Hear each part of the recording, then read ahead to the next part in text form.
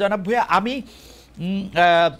যেহেতু আপনি এই জুলাই আন্দোলন থেকে শুরু করে, মানে 1 বছর আগে যে আন্দোলনটা একটা পরিণতি পেয়েছে সেটা থেকে শুরু করে সরকারে থাকার কারণে আপনি অনেক বিষয়ে কালের সাক্ষী, সেজন্য আপনাকে একটু শুরু থেকেই একটু শুরু করতে চাই। জনাব আসিফ মোহাম্মদ সজীব ভাই, আপনি কি করে উপদেষ্টা হলেন? মানে আমি প্রশ্নটা এরকম করে করি, আপনার নাম উপদেষ্টা হিসাবে কে প্রস্তাব করলো, বা কিভাবে আপনি উপদেষ্টা পরিষদে গেলেন? 5 আগস্টের পর যখন সরকার গঠন প্রক্রিয়া চলছিল, 5 থেকে 8 আগস্ট এই সময়টাতে, 5 আগস্টে আমরা সবাই একটা জায়গায় তো একমত ছিলাম যে প্রধান উপদেষ্টা হবেন ডক্টর মোহাম্মদ ইউনূস। কিন্তু বাকিদের বিষয়টা ঠিক ছিল না। তবে আম, আমাদের কিংবা তখনকার যারা সমন্বয়ক সবার একটা এক্সপেরিয়েন্স হচ্ছে, দেখা গেছে আমাদের 69-এর গণ অভ্যুত্থানে ছাত্রদের অবদান আছে, 90-এর গণ অভ্যুত্থানে ছাত্রদের গুরুত্বপূর্ণ অবদান আছে, তারা জীবন দিয়েছে। কিন্তু পরবর্তীতে দেশ গঠন প্রক্রিয়ায় বা সেটাতে ছাত্রদের অংশীদারিত্ব না থাকার কারণে দেখা গেছে যে ছাত্রদের ভাগ্যের আসলে কোনো পরিবর্তন হয় নাই। আর একটা বিষয় ছিল, সেটা হচ্ছে গণঅভ্যুত্থানের পরে আমরা যখন উপদেষ্টাদের তালিকা নিজেরাও করছিলাম, আরো বিভিন্ন জায়গা থেকে স্টেক হোল্ডারদের থেকে নিচ্ছিলাম তালিকা, তো দেখে আমাদেরও আহ, অতটা শিওর হতে পারছিলাম না, কারণ আমরা তো তাদেরকে ব্যক্তিগতভাবে চিনতাম না। আমরা হয়তো টিভিতে দেখেছি বা অনেককে দেখিও নাই, শিওর হতে পারছিলাম না যে তারা কতটুকু এই গণঅভ্যুত্থানকে ধারণ করে কাজ করবে। তো সেই জায়গা থেকে আমার যতদূর মনে পড়ে 6 কি 7 আগস্ট, হ্যাঁ, টিএসসি তে আমাদের 158 জন সমন্বয়ক সহ আরো যারা গুরুত্বপূর্ণ ভূমিকা রেখেছিল তাদেরকে নিয়ে একটা বৈঠক ছিল। তো ওই বৈঠকেই মোটামুটি সবাই প্রস্তাব করে যে আমাদের মধ্য থেকে ছাত্রদের মধ্য থেকে উপদেষ্টা পরিষদে যাওয়া উচিত। এবং সেখানে যদিও বাকি স্টেক হোল্ডারদের থেকে, যেমন তখন আহ, আহ, সেনাবাহিনী একটা স্টেক হোল্ডার ছিল, তারপরে রাজনৈতিক দলগুলো স্টেক হোল্ডার ছিল, তো উপদেষ্টা পরিষদে যাওয়া উচিত। তো সব দিক থেকে ইয়ে হচ্ছিল যে 2 জন গেলে তারপরে সেখানেই সবাই মিলে সিদ্ধান্ত নেয় যে নাহিদ ভাই এবং আমি উপদেষ্টা পরিষদে যাব প্রাথমিকভাবে। পরবর্তীতে তো মাহফুজ ভাই মাননীয় প্রধান উপদেষ্টার বিশেষ সহকারী হন এবং পরবর্তীতে উপদেষ্টা হন। সেটা কি 158 জন সমন্বয়ক যারা ছিলেন তারা নাম প্রস্তাব করে সেটা ঠিক করেছেন? মানে সেটা কি কোনো ভোটাভুটির মাধ্যমে নাই? হ্যাঁ, সমন্বয়কদের মধ্যে যারা উপস্থিত ছিলেন সবার মোটামুটি ঐকমত্যের ভিত্তিতে আমরা যাই। ওকে।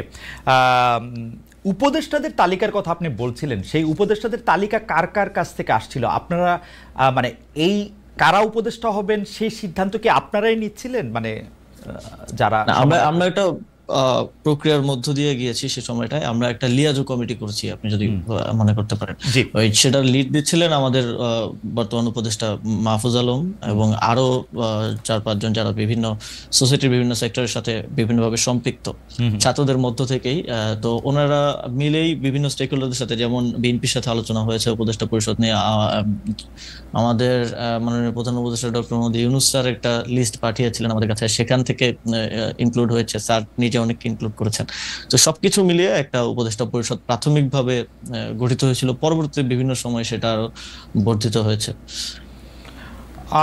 তার মানে হচ্ছে যে আপনারা বিএনপির একটা লিস্ট, জামাতের একটা লিস্ট, প্রফেসর ডক্টর মোহাম্মদ ইউনূসের একটা লিস্ট, সবগুলি নিয়েই মোটামুটিভাবে আমরা যেটা আপনাদের কাছ থেকে জানতে পেরেছি বিভিন্ন সময়, বা উপদেষ্টারাও বলেছেন যে একটা সবগুলি নামের মধ্যে থেকে যে নামটা কমন বা যে নামটা নিয়ে বিতর্ক সবচেয়ে কম, এরকম নামগুলি আপনারা খুঁজছিলেন। ফাইনালি আপনারা যে উপদেষ্টা পরিষদটা পান, সেই উপদেষ্টা পরিষদটা যেই সময় আপনি শপথ নিলেন, যাদেরকে দেখলেন বা তাদের নাম শুনলেন, সেটা নিয়ে আপনারা মোটামুটি সন্তুষ্ট ছিলেন সেই সময়? এখন পর্যন্ত আসলে সত্যি কথা বলতে গেলে সেই উপদেষ্টা পরিষদের 50-60% মানুষকে আমরা চিনি, আর এর বাইরে অনেকে হয়তো আমরা চিনিও না। কিন্তু ঐকমত্যের ভিত্তিতে বা আমরা সোশ্যাল মিডিয়ায় কিংবা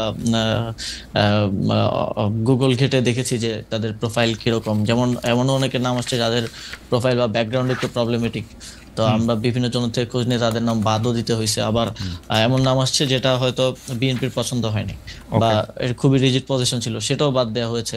তো এইভাবে একটা সর্বজন গ্রহণযোগ্য একটা উপদেষ্টা পরিষদ বানানোটাই, যাতে করে সবার একটা ইয়ে থাকে, এটাই ছিল উদ্দেশ্য এবং শেষ পর্যন্ত সেটা হয়েছে। মূলত এটা কোঅর্ডিনেট করেছিল মাহফুজ ভাই, যে লিয়াজু কমিটি হয়েছিল তারাই। কারণ আমাদেরকে আবার অনেকগুলো যারা নেতৃত্বে ছিলেন তাদের অনেকগুলো দিকে আসলে মেনটেন করতে হচ্ছিল।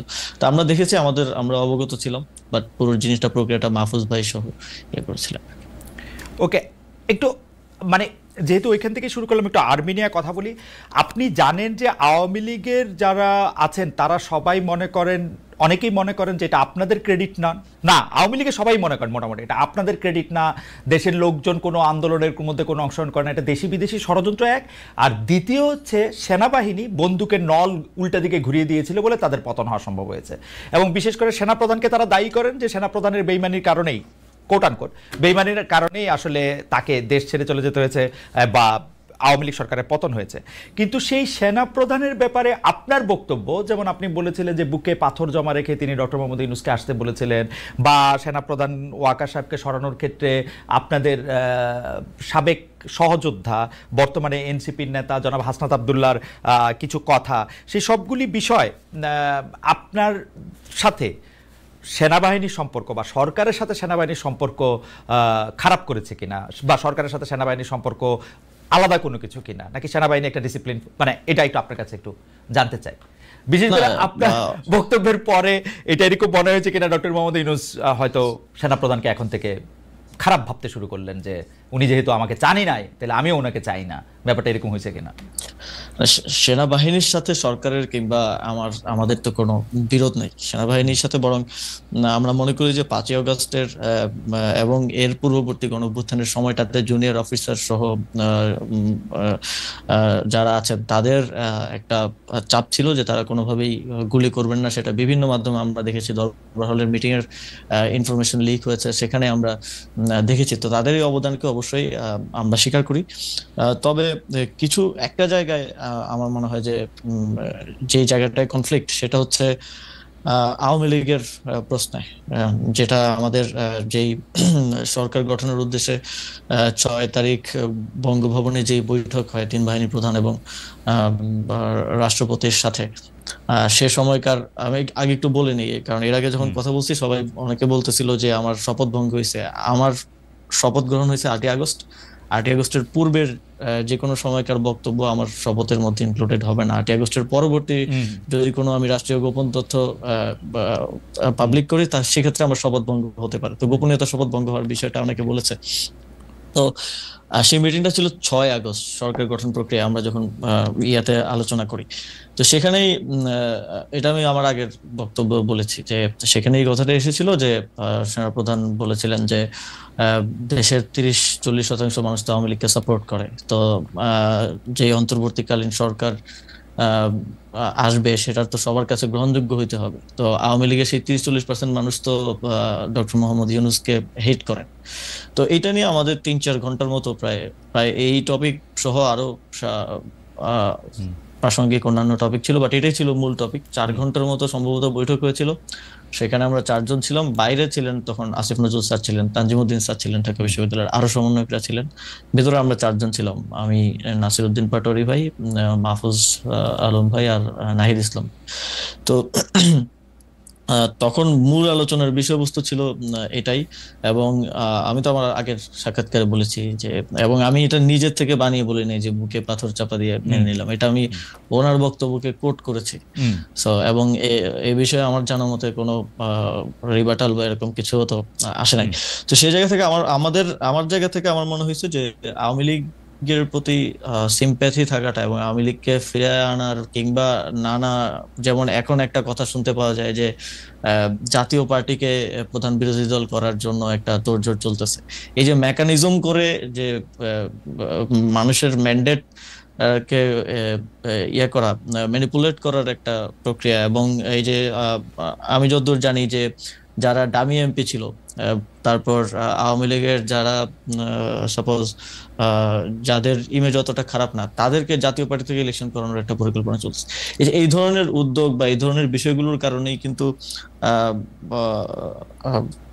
আমি ব্যক্তিগতভাবে এবং সরকারেরও বিভিন্ন অংশ এই বিষয়টা নিয়ে হয়তো স্কেপটিক্যাল থাকতে পারে। এবং সেটা কতটুকু আসলে যেটা বলছেন যে স্যারের সাথে সম্পর্ক খারাপ, এটা আমি কখনো দেখি নাই। স্যার সবসময় সবাইকে ওন করে, সবাইকে সাথে নিয়ে আসলে কাজ করতে চান। এবং মূলত 5ই আগস্টের পরে, এত বড় একটা অভ্যুত্থান বিপ্লবের পরে বাংলাদেশে যে পরিস্থিতি খারাপের দিকে যায় নাই, দেশটা যে একটা গৃহযুদ্ধের দিকে যায় নাই, বরং আস্তে আস্তে আরো স্টেবিলিটির দিকে আসছে, এটা মূলত স্যারের এই সবাইকে অ্যাকোমোডেট করে কাজ করার মানসিকতার কারণেই সম্ভব হয়েছে। উম, আমি এই জায়গাটায় যদি আপনাকে একটু বলি, যে কারণ এগুলি খুবই গুরুত্বপূর্ণ প্রসঙ্গটা হচ্ছে এরকম যে ধরেন আপনি বলছিলেন যে মেকানিজম করে কোনো কিছুর একটা ম্যান্ডেট আদায় করা, যেমন আপনি এখন জাতীয় পার্টির কথা বললেন যে জাতীয় পার্টিকে প্রধান বিরোধী দল বানানোর একটা মেকানিজমের কথা শোনা যাচ্ছে। আমরা কিন্তু বিভিন্নভাবে শুনতে পাচ্ছি যে সরকারের ভিতরে আরেকটা সরকার আছে। আমরা এরকমও শুনতে পাচ্ছি যে গোয়েন্দা সংস্থাগুলি যারা শেখ হাসিনার সময়ে অ্যাক্টিভ ছিলেন তারা এখনও অ্যাক্টিভ আছেন, বিশেষ করে ডিজিএফআইয়ের কথা বলা হয়।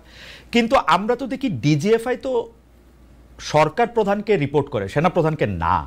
মানে ডক্টর মোহাম্মদ ইউনূসের আন্ডারে ডিজিএফআই। তাহলে এই ব্যাপারটা আসলে কেমন? মানে যদি কেউ মেকানিজমটা করে থাকেন, এটা কি আপনারা সরকার থেকে করতেছেন নাকি সামরিক বাহিনী বা অন্য কোনো একটা সরকার যাদের আমরা চিনি না তারা করতেছেন? আপনি কি এইটা একটু এখন খালেদ ভাই, অন পেপার তো অনেক কিছুই থাকে, কিন্তু বাস্তব প্রয়োগের ক্ষেত্রে সেটার বাস্তবায়ন বা সেটার প্রক্রিয়াটা অনেক সময় অনেক ভিন্ন রকম হয়ে যায়। আসলে 5ই আগস্টের পরে এখানে শেখ হাসিনা থাকা অবস্থায় যেমন ক্ষমতার কেন্দ্র ছিল শেখ হাসিনা এবং আওয়ামী লীগ রাজনৈতিক দল হিসেবে, 5ই আগস্টের পরে তো ক্ষমতার কেন্দ্রগুলো অনেক অনেক দিকে ভাগ হয়ে গেছে। এখন তো সরকার একমাত্র ক্ষমতার কেন্দ্র না, যেটার আমি মনে করি যে এই ঘটনা প্রবাহে অনেকের অনেক ভুল ছিল।